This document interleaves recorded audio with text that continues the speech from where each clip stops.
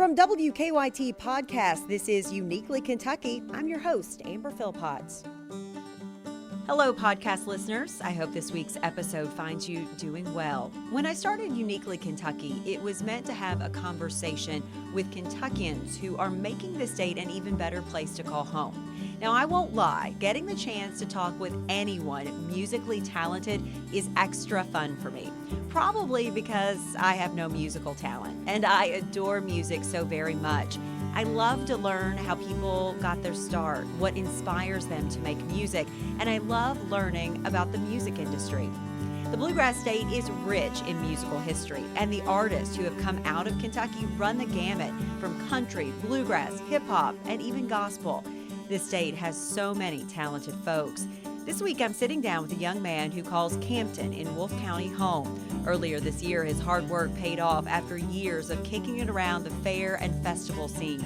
Tyler Booth was signed to Sony Records, and since the pandemic started, he's had to scale back his touring, but he hasn't stopped writing music, and he has a new song out right now, In God and Trucks We Trust.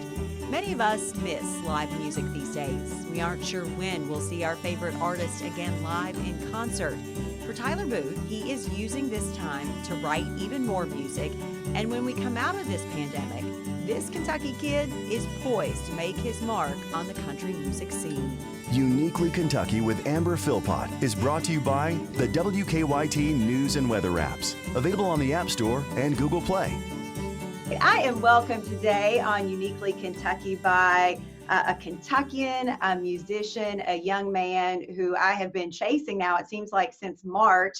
Tyler Booth, I was supposed to come and interview you in Nashville at Sony, where you just signed with back in March. A tornado hits, then COVID hits. So it's taken us to July 15th to finally sit down. How are you, sir? I'm great. I'm glad to be on here today. Thank you for having me, Amber. Yeah, I've been crazy busy at the house since COVID and the tornado. It just seemed like Nashville and every other place just took a hard hit from the whole virus stuff and all that. But I'm doing great. Working every day, writing songs, Zooming. I'm real fortunate to live in a time when we all are to get on Zoom and to connect with people. And yeah. I was, I guess, first introduced to you through, I know some good friends of yours, those Ravenscraft brothers. Oh, yeah. So I started seeing them talk more and more about this Tyler Booth guy. And I thought, all right, I got to listen to his music. So Tyler, you're from Campton, born and raised, right, in Wolfe County. Let's go back to the beginning. Talk about music in your life. You're a young guy. When did music first become your thing? Well, I grew up in a real musical family. My dad and his twin brother actually had a rock band when I was growing up as a kid. And I'd always kind of sit in rehearsals at 11 and 12 years old and kind of sit in the corner of the rehearsal room and learn chords while they were playing.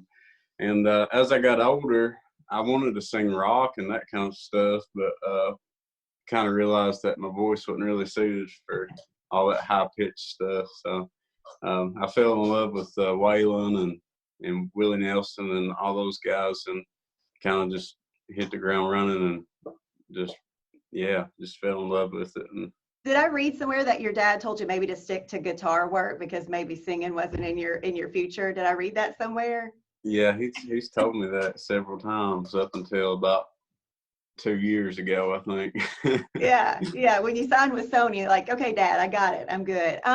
You play music, you write music. Where does your inspiration come from? Because you do have a lot of country rock influence in your music, but also I love country music. It's just good old country music. So you kind of gone back to the root, it sounds like, of country music and some of your music.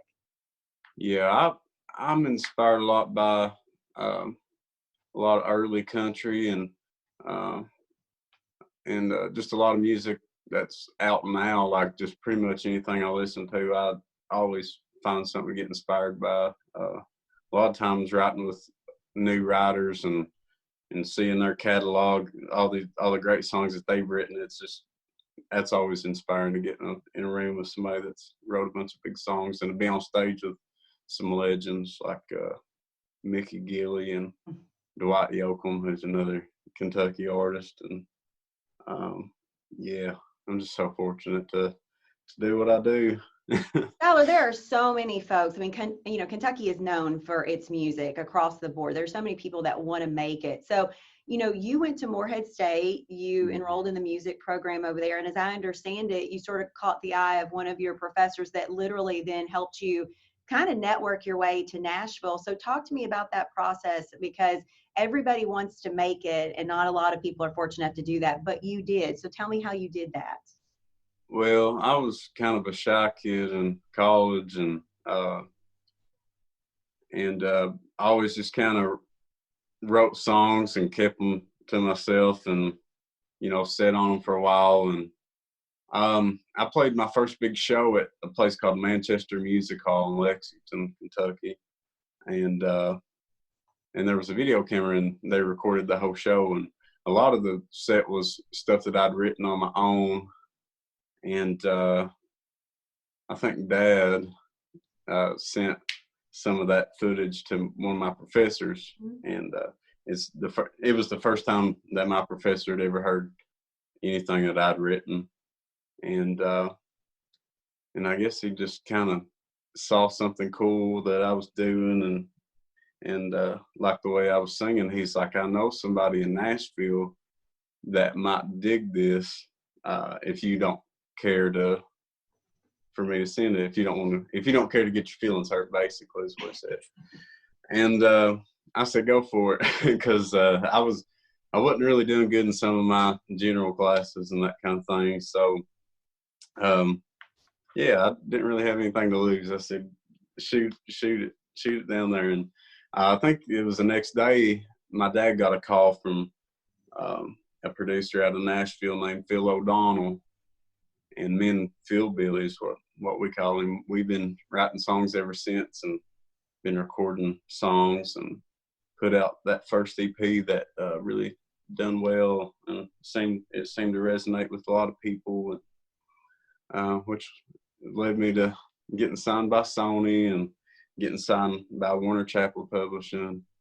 And Tyler, you say Phil O'Donnell's name really nonchalantly, which is great because I know that you guys are really close. But for people that don't know Nashville, I mean, he is a veteran in Nashville in the music world. I mean, he's worked with a lot of the top people, from like George Strait to Tim McGraw, Blake Shelton. What's it like for you now to have somebody like that as your mentor, and somebody that saw enough in you to take you along on that journey? It's really inspiring. Every time I get in a room with Phil Billy, because he's just so in tune to the craft of writing songs. And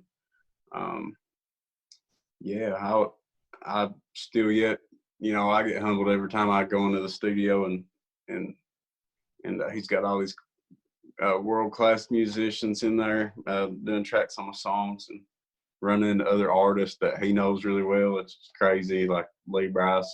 I met him the other day. It's pretty insane. But I sort of geeked out for you for the Lee Bryce thing. I mean, I love Lee Bryce. I love his music out right now. And I saw your Instagram post, and I was like, oh, that's pretty cool when he just happened to walk in, right?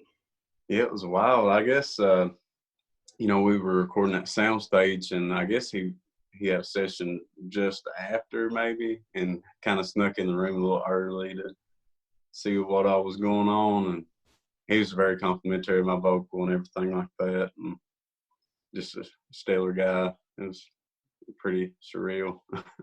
Tyler, you are at home now, back in Campton, but I know you kind of go back and forth in between Nashville. But, during COVID-19, I mean, like I said, I was coming to Nashville to meet you in person, and then sort of the world shut down. But the one thing that I've noticed from artists like you and a lot of people, they took to things like this, like Zoom that we're talking on. You were able to still connect with the people that follow you. What was that like? Because you should have been starting to get out in the music scene more and more, but then it got shut down. So what was it like for you since from March until now, and just really still trying to connect with people? It was an adjustment, because I wasn't really that familiar with the whole social media craze, but I jumped on that real quick, I feel like, and started getting adjusted. And and I reached out to people that way more. But it's really kind of a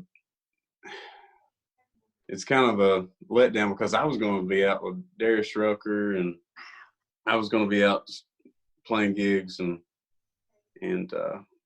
yeah, I always said, like, it's hard to do the writing if I wasn't performing. It's hard to do the performing if I wasn't writing. So it's been an adjustment, but I have been able to perform through Facebook Lives and Instagram Lives, and it's been a big blessing.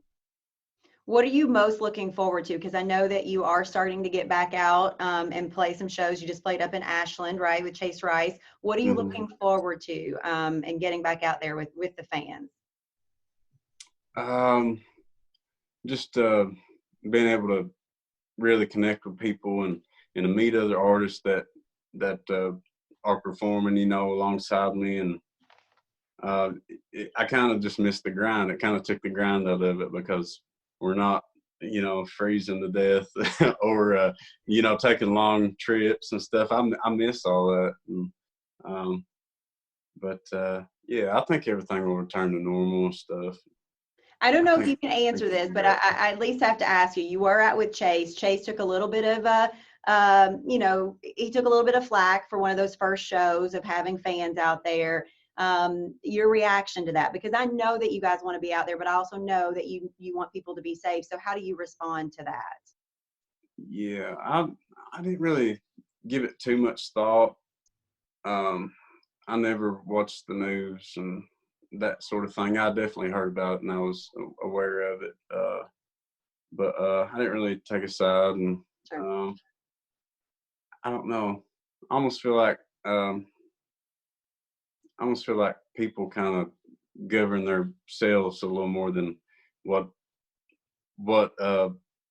some people might think. Like I feel like everybody's can, you know, make their own decisions, and they do, and they're, you know, responsible for them.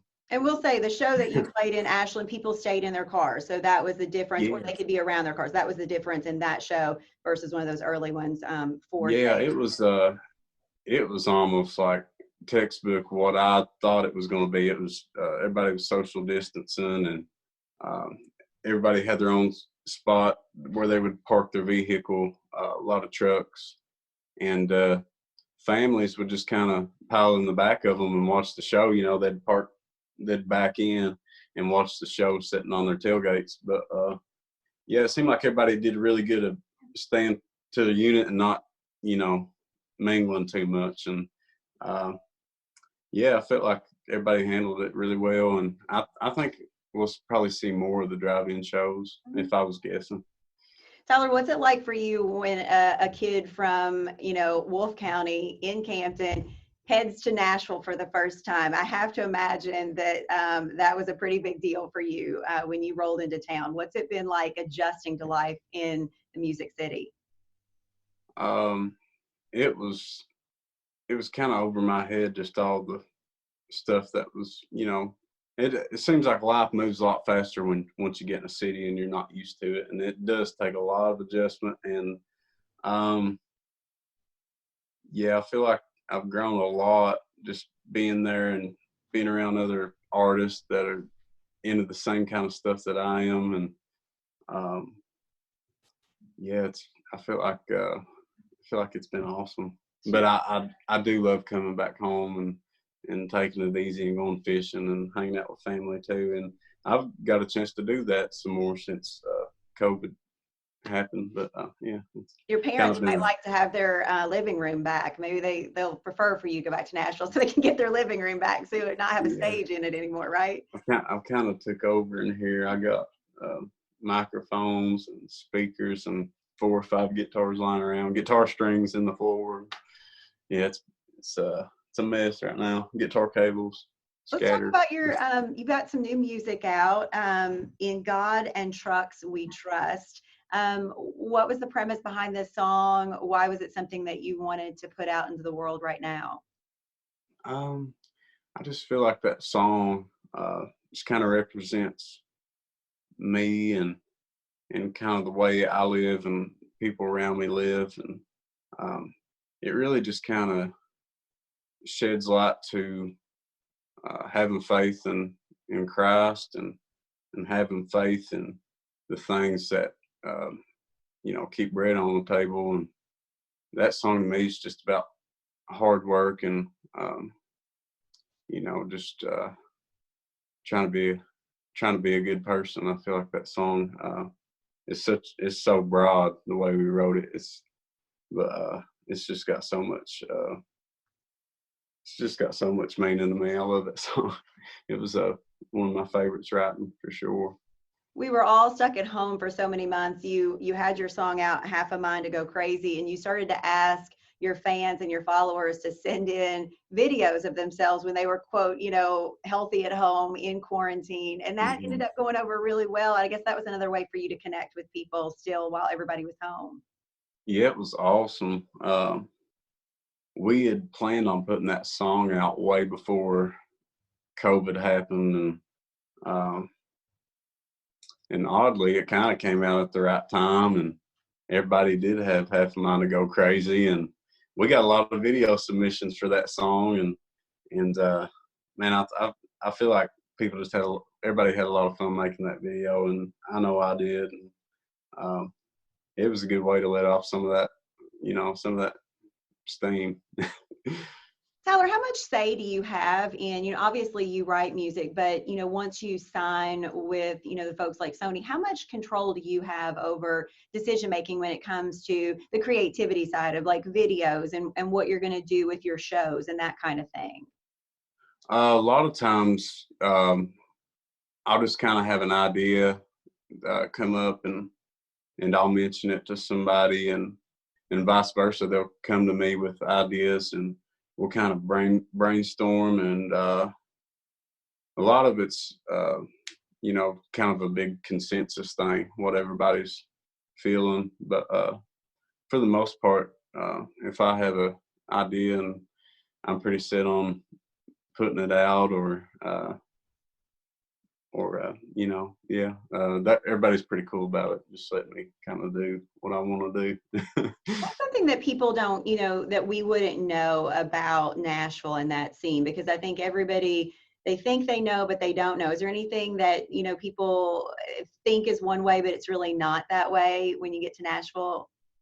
Yeah, I think the one biggest misconception about Nashville is that people think they go down there and, if they get heard by one person the first time, they're going to get a record deal.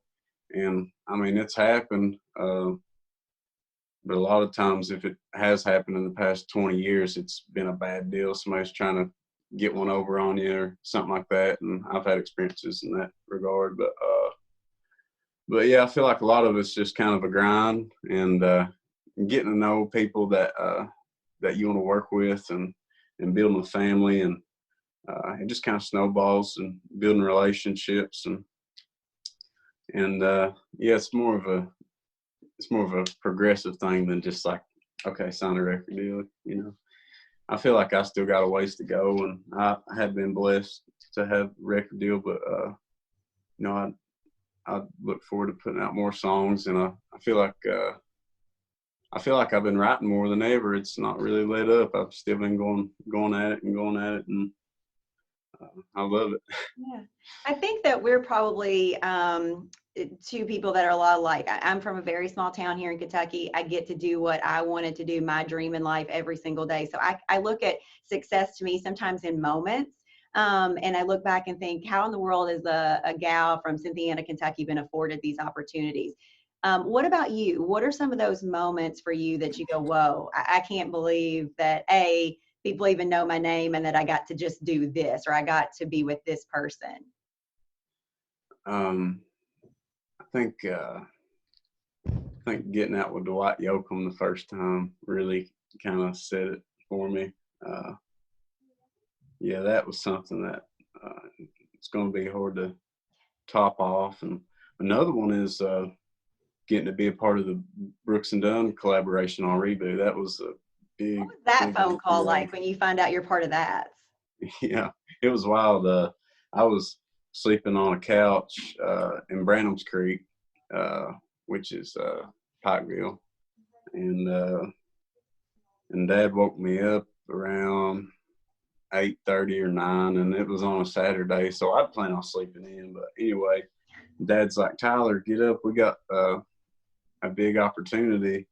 He's like, Phil Billy called and said that Brooks and Dunn wants you to be a part of this collaboration record. And I was like, I don't really believe you. I'm going back to bed. You know, I thought he just pulled my leg. And we actually had a funeral we were attending that day, and we were sitting there inside the funeral home, and I asked Dad, I was like, was you being truthful about that, or was you pulling my leg? Because I thought for sure he was pulling my leg, but he's like, no, I was being serious. He's like, they want to do a song with you, Lost and Found. And I was like, as soon as it set in, I was like, well, I got to learn this song, you know, really good. I knew the song, but I had to learn it really good. And I had 2 days. I got down there and put a vocal on it. And I think it was more of like an audition than anything. They wanted to see how I would sound on it before they made some hoopla about it. But Ronnie and Kix came in and they listened to it, and they were both smiling ear to ear. And I was thinking, well, I guess, you know, it's real. It's really happening. And that reboot album came out, and it's a big milestone. That is a big, big milestone. No pressure at all. Just Brooks and Dunn. No big, no big deal at all.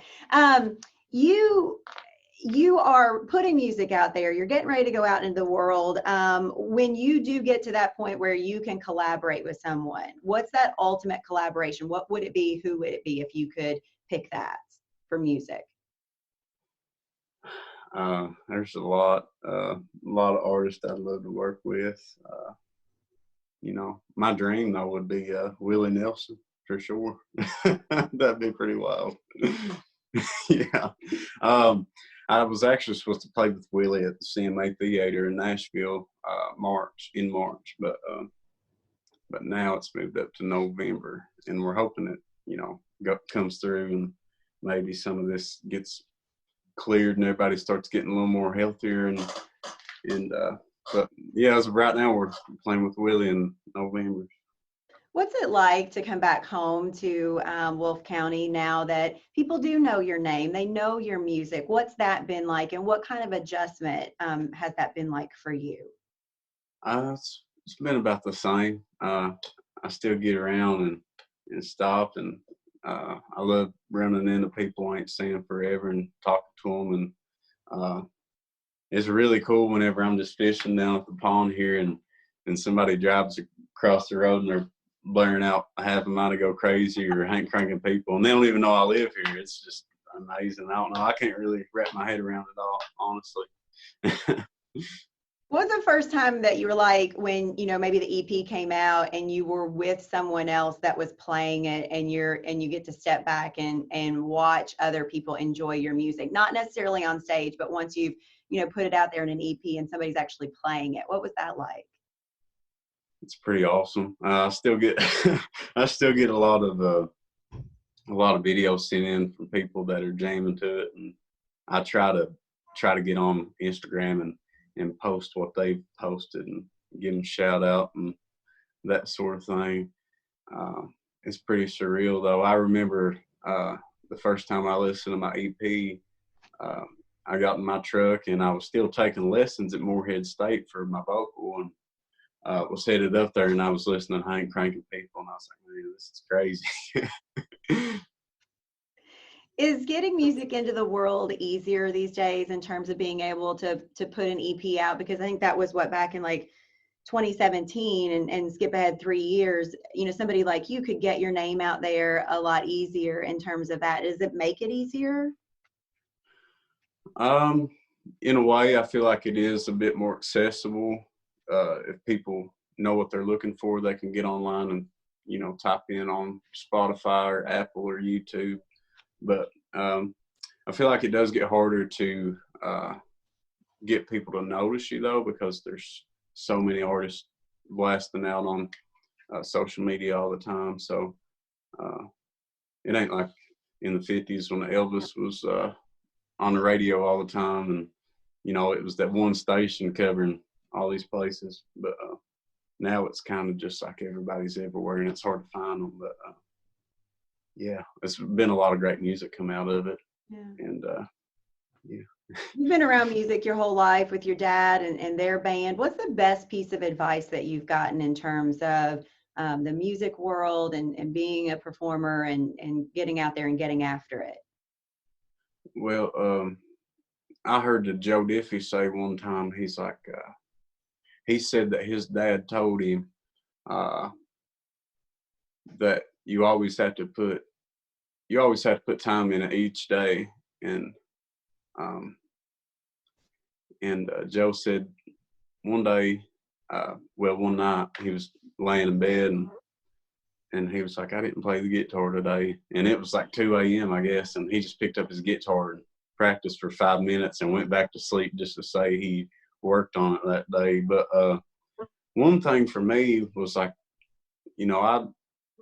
I didn't really have a whole lot of confidence when it came to me being an artist and that sort of thing. I was always really shy. But, I was talking to myself one day and I was like, if I can't go 2 or 3 days without picking up a guitar, then I need to be playing the guitar and I need to be singing all the time. And I couldn't. I tried to not play the guitar for 2 to 3 days at a time, and I couldn't do it. I haven't. I've picked up a guitar every day for the past 5 or 6 years. People that know me know that Morehead State is beloved to me, so I'm glad that you chose Morehead State for a lot of reasons. Go Eagles. Absolutely. Once an Eagle, always an Eagle. What would you say, Tyler? Because I think that Kentucky is so ripe with so many folks who are so very talented at all ages. What would you say to people that are looking to, either go to school like you did or find their way in the world? What would you say to them if they're looking to try and make their mark? I would say to practice a whole lot and pray about it and be around people that want to do the same things that you want to do.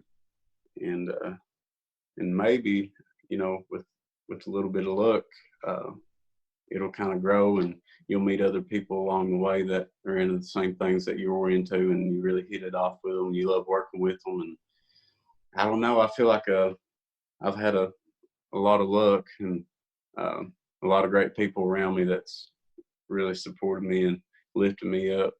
And I just feel like it takes a lot of that. It takes a lot of commitment and sacrifice and a lot of people that love you. Yeah. We could sit here and we could rattle off 100 names of people that, country artists from Kentucky. At the top of my list is going to always be Keith Whitley. You might then be second under that, and then a few more. When you think about the fabric that is the country music world, and especially the music that has come from Kentucky, have you even, stopped to think like, I'm a part of that now, and what does that mean to you? It's crazy.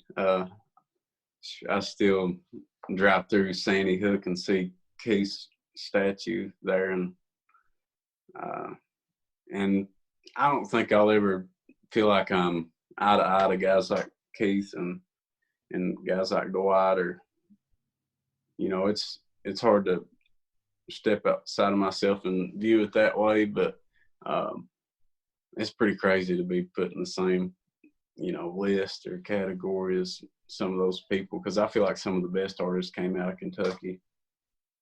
Yeah. What if people want to be able to keep up with you and they want to find music, they just want to keep up with you, or they want to know what shows are coming up? Where do people find you? How do they keep up with you? Y'all can follow me at Tyler Booth Music on Instagram and Facebook. It's all Tyler Booth Music. And we're always putting stuff up on Spotify and Apple Music and YouTube. But, all right. Yeah. It's worth following just to see the dog Waylon as well. That dog is something else. How big is that dog now? It keeps getting massive. I feel like he probably gains 5 pounds every week. Right now he weighs in about 100 pounds and he's 9 months old, 9.5 months old. 9 months old. Holy smokes. He's going to take over your bus if you go out on the road. Yeah. Yeah. He'll be a big one. I think it'll be really expensive trying to keep him fed, with fast food, because quarter pounders ain't cheap. He's gonna need a lot of them. Good thing you're having some success, buddy, because you're going to need it just to feed that dog. Tyler, thank you so much for sitting down with me. The new music out now is In God and Trucks We Trust. You can find them all over social media. Tyler, I'm so thankful that you're from Kentucky, and I'm just grateful that you're doing well and that you're just out there kicking it around. Thank you so much, Amber. It's been awesome. And be praying for you and everybody else out there watching this. And I hope y'all stay happy, safe, and healthy during all these crazy times. Right back at you, buddy. Right back at you. Tyler Booth, everybody. Thanks so much, buddy. Thank you, Amber. And as a little added extra bonus for Uniquely Kentucky this week, Tyler actually recorded an acoustic version of In God and Trucks We Trust. Thanks for listening this week. Take a listen.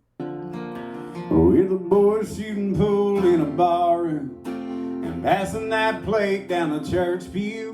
We're a handshake class, give the shirt off her back and keep a cross hanging off of that rear view. We believe in a good running tractor, put our money on stock in a pasture, put some pay dirt change down on a ring and get her daddy's okay before we ask her.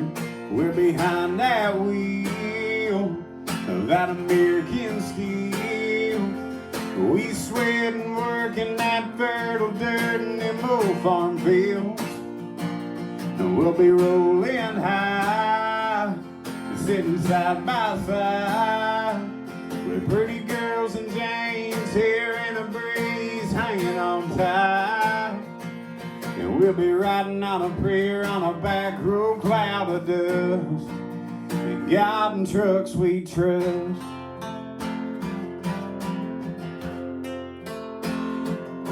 And dang fish don't bite the way we want, and that TV with a man can be wrong. But when we hit our knees or hit that key, we got a surefire thing we can count on. From behind that wheel of that American steel, we sweat and work in that fertile dirt in them old farm fields. And we'll be rolling high, sitting side by side, with pretty girls and James here in a breeze just a-hanging on tight. And we'll be riding on a pier on a back road cloud of dust. And God and trucks we trust.